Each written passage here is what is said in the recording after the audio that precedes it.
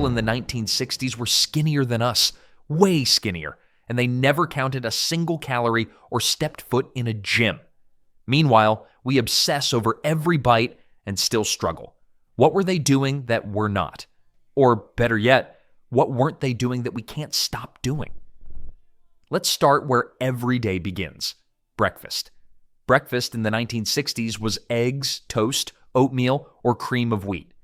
Period. While today's breakfast aisles look like candy stores with cereal boxes covered in cartoon characters promising magical powers, the 1960s kept things simple. The most popular cereals had 1 to 3 grams of sugar per serving. Compare that to today's cereals that contain more sugar than most desserts and somehow still call themselves breakfast. Pop-Tarts showed up in 1964, but they were the weird new thing that most families ignored completely. Real breakfast meant real food. Eggs from actual chickens, not the processed stuff that comes in cartons and has the shelf life of a small appliance. Oatmeal took time to cook on the stove. Real cooking, real stirring. Toast came from bread, not some processed rectangle wrapped in plastic that could survive a nuclear winter and still taste exactly the same. But here's the real difference. Nobody was walking around with 400-calorie breakfast drinks. No smoothies loaded with fruit juice and honey. No coffee shop creations that contained more calories than an entire meal. No breakfast pastries that needed their own zip code. Water was water. Coffee was coffee. Breakfast was something you chewed, not something you drank while running late. The morning routine was beautifully simple. Wake up, sit down, eat real food, then get on with your day. It was almost like starting the day with actual nutrition instead of liquid sugar was revolutionary. Of course, all that good breakfast nutrition needed to be burned off somehow. After school meant one thing for kids in the 1960s: go outside and stay there.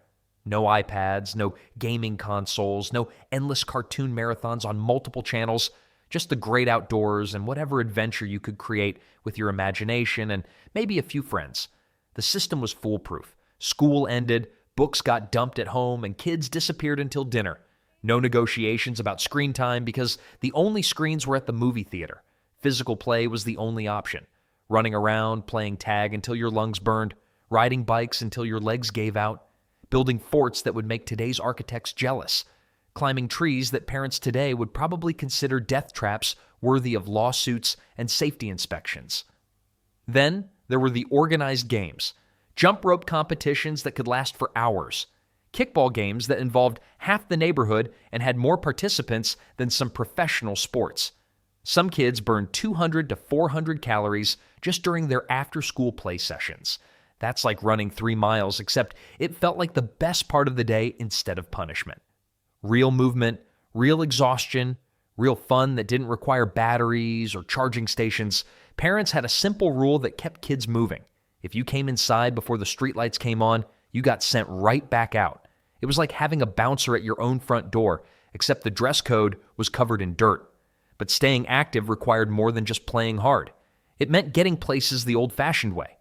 Walking was transportation in the 1960s, not exercise. Most families owned exactly 1 car, and Dad needed it for work. Everyone else used their legs. No backup vehicles, no second cars for convenience, no borrowing the neighbor's car for quick trips to the store. 2 miles to school wasn't considered a workout. It was just called going to school. No special athletic wear. No fitness tracking apps celebrating every step like you just discovered fire. School buses didn't magically appear in every neighborhood. If you lived within walking distance, you walked. Rain or shine, snow or summer heat, 4 times a day if you came home for lunch. No exceptions for weather or personal preference or feeling a little tired. But kids weren't the only ones walking. Adults walked to the grocery store, to the bank, to visit neighbors. Cars were reserved for actual trips, not for traveling the distance most people today wouldn't even bother to walk to their mailbox. The daily routine involved constant movement. Walking to school, walking home, walking to friends' houses, walking to the store. Add it all up and you're looking at 6 to 8 miles of daily walking without even trying, without thinking about it or making it into some kind of fitness achievement. Your legs were your primary transportation system, and they never broke down or needed repairs. However, all that walking was just the beginning of how much people moved during a typical day. Keeping house in the 1960s meant serious physical work. No robots doing the cleaning, no machines handling the heavy lifting, just human power applied to keeping a home spotless. Real effort, real sweat, real results that required actual muscle and determination every single day. Scrubbing floors meant getting down on hands and knees with a brush and bucket. No fancy mops that promised to make cleaning effortless, because nothing about cleaning was supposed to be effortless. Laundry was an athletic event. Washing machines were basic, but hanging clothes on the line outside meant carrying heavy, wet laundry back and forth, reaching up to hang every piece, stretching to get the corners right. Multiple trips with full baskets that got heavier with each load of soaking wet fabric. Then there was ironing.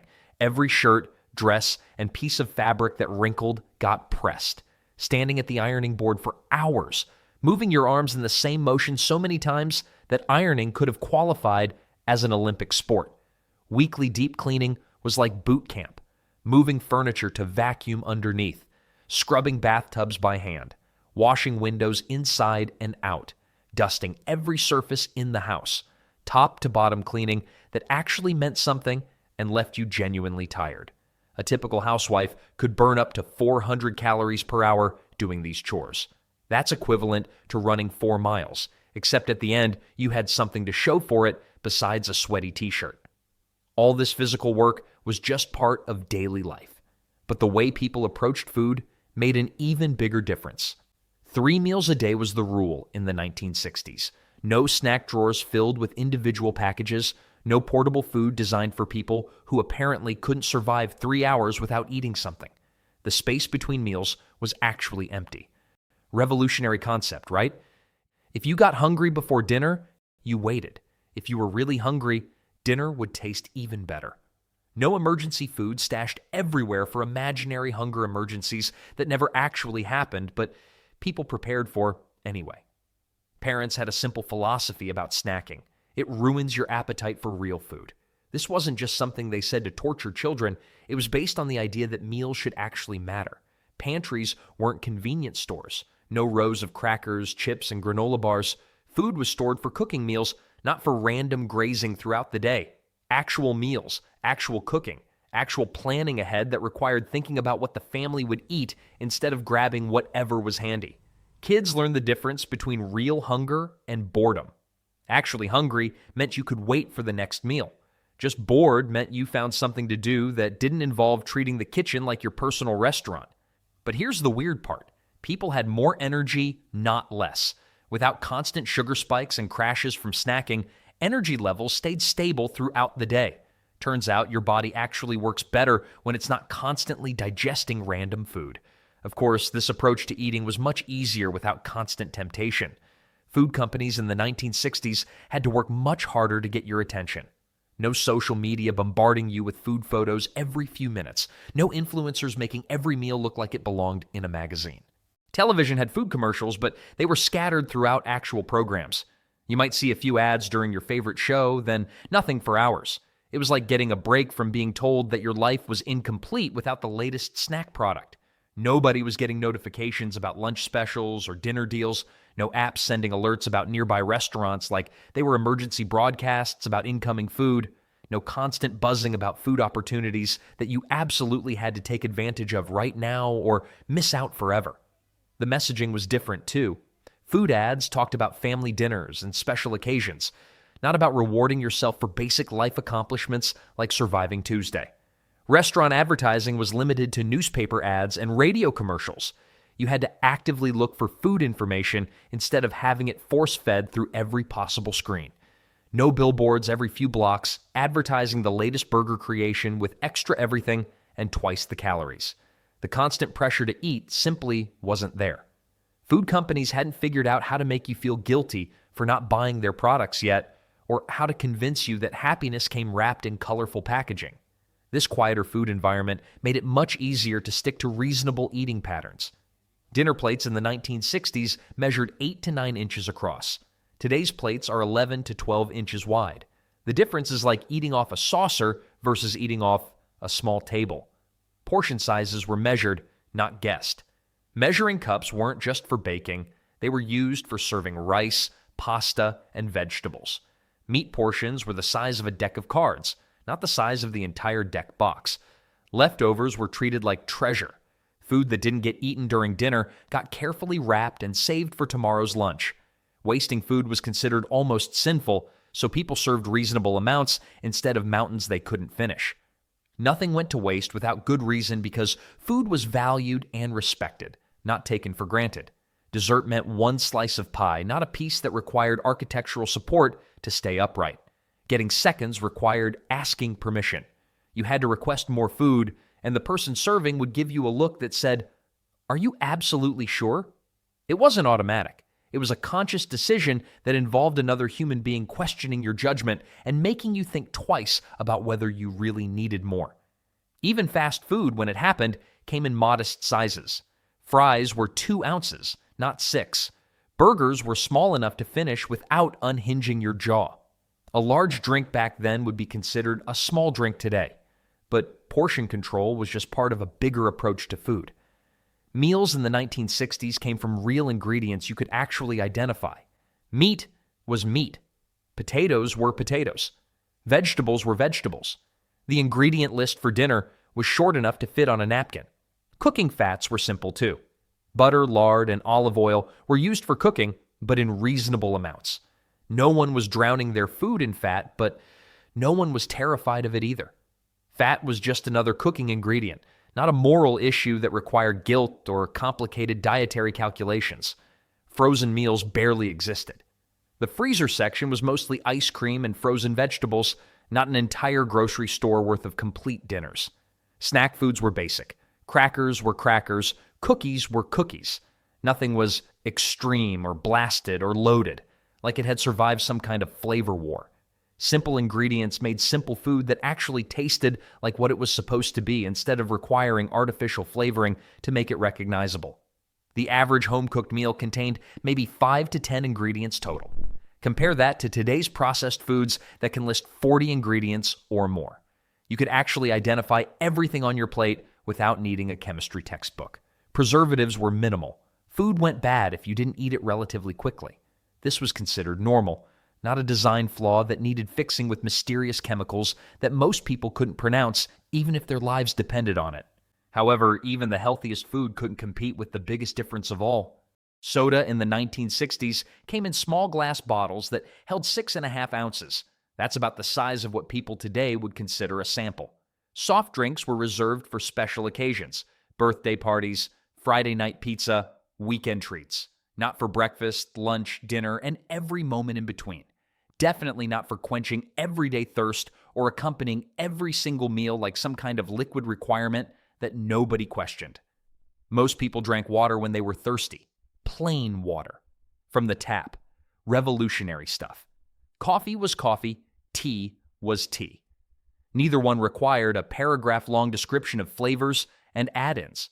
No specialty drinks that needed their own instruction manual or cost more than a full meal just because they had fancy names and complicated preparation methods.